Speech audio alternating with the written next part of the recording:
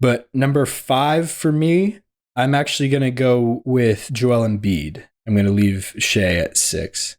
So Embiid is going to be my 5. Is he in your tier here? He is in my tier, but he's not at 5. This is where I'm going to catch a little bit of flame, I think. But you talk about Joel Embiid. 6? There's plenty of people who like... No. The name I have at 5. But we'll talk about Joel Embiid and then we can jump to my 5. Who in the world do you have? See, I think I know who it is. Yeah, I think I do. It doesn't matter. But yeah, Joel Embiid, just the absolute tear he went on last season. I feel like a lot of people just forgot about it after he got hurt. How good it was? Yeah, after he got hurt, and then we saw him get hurt again in the postseason and not play super well in the Olympics for most of the stretch there. I think his stock has been just kind of going down quite a bit. But like, I don't know, just even in the postseason, playing through his injuries, having that huge game, whatever it was, where he scored 50. I don't think it was 6. I think it was earlier, a little bit earlier. It was like game 4, maybe. Maybe it was 3. Was it their first game back at home? I'm not going to be able to remember what game it was exactly, but I just know it wasn't one of the last ones. I don't think it was. Tyrese Maxey had the insane game 6 to make it go to 7. Or game 5. 5 to make it go to 6. Yeah. Because I think they lost to the Knicks in 6. But yeah, so I have Embiid at 5 just for all like him scoring more points than minutes this past season, which is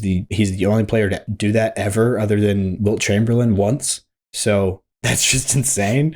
And I think deserves to, slide him up a little bit on people's lists. So I'm going to put him here at 5. We still need to see him have like a fully healthy playoff, like postseason run that we know he's capable of, or we assume he is. Like, I feel like that's coming at one point, hopefully. The thing that's tough is he's 30. Yeah. Which. Like, no, I'm not saying it's not possible. A few years for sure. But with the injury, yeah, he's got a couple more chances, but we're like running out of. At least a couple more chances. Could be a lot more than a couple, but could be up to like 6. Who knows? Yes, but with the injuries that he's had previously, I feel like the people that usually are super good for that long aren't injury prone to start with. But who's the last person you've even seen like just completely fade out of being that good at that? Like, it's just like it seems like at this point everybody is sustaining their peak at least to like 35. And it's weird when they're at least somebody that like felt. Yeah, I'm tracking now. Like when somebody doesn't do that nowadays, it feels weird almost. Like the fact that and Clay's like already like Clay's like 35, 36, and it feels weird how much of a drop off he's had. Exactly. So what you're saying is we have 10 more years of the Jays, essentially. 10, yeah, probably. That's crazy to think. If they stay together. Don't say that. Keep that in your mouth. Don't even put that in the world.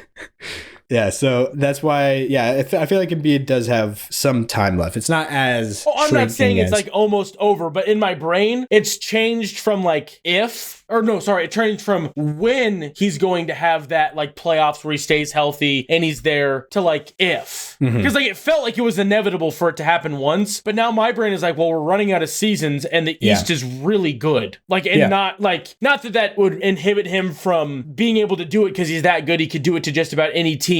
Yeah, he doesn't necessarily need to go all the way and win a championship, but like see him and have a run where it's like he did everything he could. He was not hindered and that's not why they lost. And at least get to like the conference finals or lose to the team that goes on to win it all in the second round or something like that. But I feel like that's definitely in the cards still and very possible. So hopefully, just for his sake, it happens because it is unfortunate how a lot of the bigger moments of his career has gone. Like we said a few episodes ago, the biggest moment of his basketball career so far has probably been that semifinal game against Serbia in the Olympics. It might have been the biggest basketball moment of his life, which is pretty wild. But it was an insane game and an insane performance from him for sure. So, and I think that honestly should help make a lot of Philly fans feel pretty confident going into this year of like seeing him like deliver in such a big way in such a big moment. When he looked so terrible around that moment. Yeah, exactly. So that's why I feel good about Embiid at 5. And then, like I said, who do you have at 5? Actually, we haven't got to that reveal yet.